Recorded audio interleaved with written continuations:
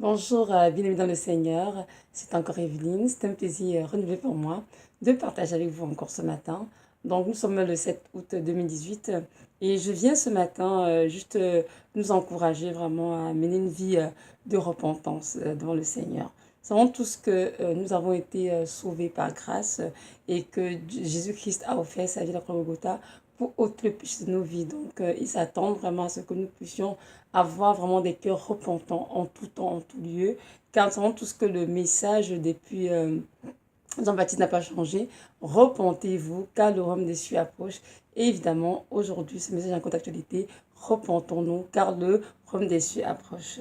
J'ai l'impression qu'il y a des enfants de Dieu qui ont cette tendance à négliger la repentance lorsqu'ils sont dans la présence du Seigneur en train de prier. Parfois, il y en a même qui ne se repentent pas du tout parce que d'après eux, ils n'ont rien fait du tout. Ils n'ont pas commis de péché. Mais moi, je pense que, en tout cas dans ma propre vie, en tant qu'être humain, nous sommes des êtres vulnérables, fragiles et la chair est souvent très faible. Et à une journée, on peut commettre, je sais pas moi, 3, 1, 2, 4 péchés, j'en sais rien. Mais c'est important de vraiment les confesser et afin vraiment d'obtenir le pardon du Seigneur. Finalement, comprendre que tout péché, pour être pardonné, doit être au préalable confessé. Un péché qui n'est pas confessé ne peut pas être pardonné. Aussi petit soit-il, en plus devant le Seigneur, il y a de petits, de grands péchés. Un péché, c'est un péché, un point, c'est tout.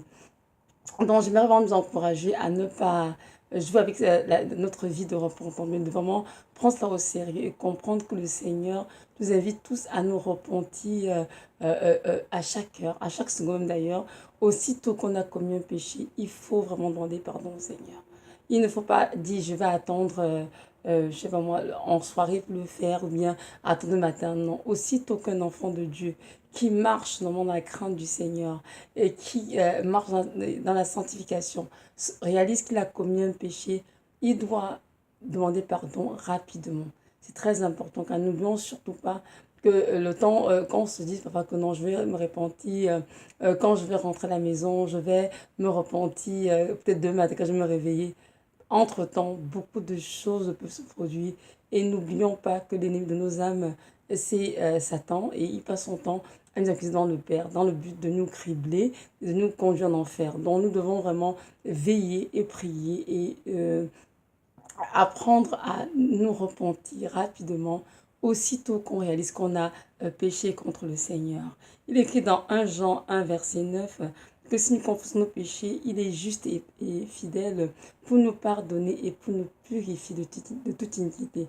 Donc un péché peut être pardonné, d'être confessé. Parce que je dis si de confesser le péché, ça ne veut pas de venir dire Seigneur, pardonne-moi pour tous mes péchés de la journée. Pardonne-moi pour tout ce que j'ai fait, non. Il s'agit vraiment de laisser le Saint-Esprit nous révéler clairement ce qu'on a fait qui a attristé le Père. Si on a menti, il faut dire Seigneur, j'ai menti. Si on a dit une mauvaise parole, il faut dire Seigneur, j'ai dit une mauvaise parole cette journée. Et si on a volé, il faut dire Seigneur, j'ai volé. Il faut vraiment nommer la chose qui a été faite, confesser vraiment, demander pardon au Seigneur et prendre l'engagement de ne plus recommencer. Laissez Dieu nous aider par le Saint-Esprit en nous de ne plus pécher contre lui. Donc ici, je ne veux pas dire qu'aucun enfant de Dieu ne peut pas pécher. Non, évidemment, justement, tout le monde pêche d'une manière ou d'une autre. Mais nous comprenons bien qu'un enfant de Dieu marche dans la lumière de Christ peut pécher par inadvertance. Mais il ne peut pas planifier le péché, ni pratiquer le péché. Parce que pratiquer le péché, c'est autre chose. Pratiquer le péché, c'est tout simplement qu'on ne connaît pas Jésus de Nazareth. Parce que si on connaît le Seigneur Jésus, on ne peut pas se permettre de pratiquer le péché. On va lire ensemble un texte qui est dans 1 Jean 3, verset 8 à 9 qui dit ceci. Dans 1 Jean 3, verset 8 à 9 qui dit ceci. Celui qui pratique le péché est du diable, car le diable pêche dès le commencement. Or, le Fils de Dieu est apparu afin de détruire les œuvres du diable. Quiconque est né de Dieu ne pratique pas le péché, car la semence de Dieu demeure en lui, et il ne peut pécher parce qu'il est né de Dieu. Amen. Donc, nous comprenons bien qu'un enfant de Dieu qui a vraiment expérimenter une véritable conversion ne peut pas se permettre de pratiquer le péché. C'est quoi pratiquer le péché? C'est le péché, c'est-à-dire c'est de commettre un acte que Dieu n'aime pas délibérément alors qu'on a reçu la vérité. C'est-à-dire, par exemple, comment je prends un enfant à qui Dieu a dit, par exemple, tu ne peux pas faire de relations sexuelles avant de te marier. c'est interdit, tout ce que les choses sexuelles sont interdites avant le mariage. Mais cet enfant de Dieu connaît la vérité dans la Bible, ce qui était dit, mais continue quand même d'aller pratiquer cela en cachette et tout, mais Dieu le voit. Donc comprendre que ça, pratiquer, c'est-à-dire, c'est faire ce péché, le commettre encore et encore, sans se repentir, sans regretter. Il prend même goût, prend même plaisir à cela. Donc c'est ça, pratique le péché. Mais lorsque Dieu dit que si nous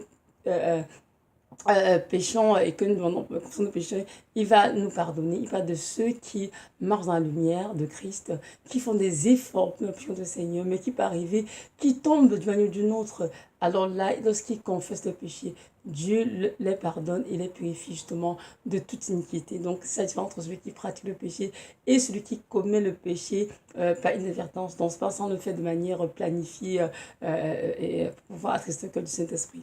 Donc, c'est ça. Donc, je vais vous encourager aujourd'hui de comprendre que la repentance doit être un style de vie. Et nous ne devons pas avoir la prétention de dire au Seigneur comme quoi ben, je n'ai rien fait mon Seigneur, je n'ai rien fait de mauvais, c'est pas vrai. Moi je pense qu'une journée on peut avoir dans nos cœurs une mauvaise pensée, on peut avoir regardé quelque chose d'inapproprié qu'on n'a pas dû regarder, une image, je sais pas moi, quelqu'un, on peut avoir dit une parole mauvaise, on peut avoir peut-être on a une paresse, on a la prière. Il y a plein de choses qu'on fait dans une journée. Donc c'est important de chaque fois s'arrêter aussitôt qu'on est capable de dire Seigneur, je te demande pardon. N'oublions pas que notre Dieu vit en nous. Et il est en nous, il est avec nous. On n'a pas besoin forcément de crier, même sur notre travail, même si on est dans un centre d'achat, même si on est au parc, on est capable de s'asseoir, de dire Seigneur, je reconnais que j'ai péché contre toi. Je te demande pardonne-moi Seigneur, je t'en prie, lave-moi, purifie-moi et aide-moi à ne plus recommencer. Notre Dieu nous a dit qu'il est fidèle et juste pour nous pardonner et pour nous purifier de toute iniquité. Donc retenons qu'un péché pour être pardonné, doit être confessé. C'est très important. Donc là, je vais vous laisser aujourd'hui un lien, un lien que vous allez écouter. Ce lien, en fait, c'est le témoignage d'une jeune dame qui a vécu l'enlèvement en songe. Elle a eu reçu du Seigneur un songe magnifique sur l'enlèvement. Et je sais que pour tous ceux qui sont disposés, ce témoignage qui est très édifiant saura vraiment toucher vos cœurs et vous donner de comprendre de cœur de Dieu que c'est important d'avoir vraiment une vie de repentance sincère en tout temps, en tout lieu, à chaque heure. Donc voilà, donc je vous laisse dans le lien en dessous et je vous encourage vraiment à l'écouter et à disposer votre cœur vraiment à être ouvert au Saint-Esprit. Je sais que le Seigneur Jésus vous bénira et vous visitera. Donc voilà, c'est ça. Soyez richement bénis et que vraiment la paix, la joie du Seigneur abonde dans vos maisons. Et je vous encourage aussi à ne pas vous relâcher dans la prière. Veillez, priez, veillons ensemble, prions, sachant que le Maître est proche, il est à la porte. Hein, et c'est important qu'il nous trouve en train de veiller et de prier sobre. Amen. Pour faire partie de ceux qui seront enlevés. Donc voilà, c'est ça. Soyez richement bénis dans le nom précieux de Jésus. Amen.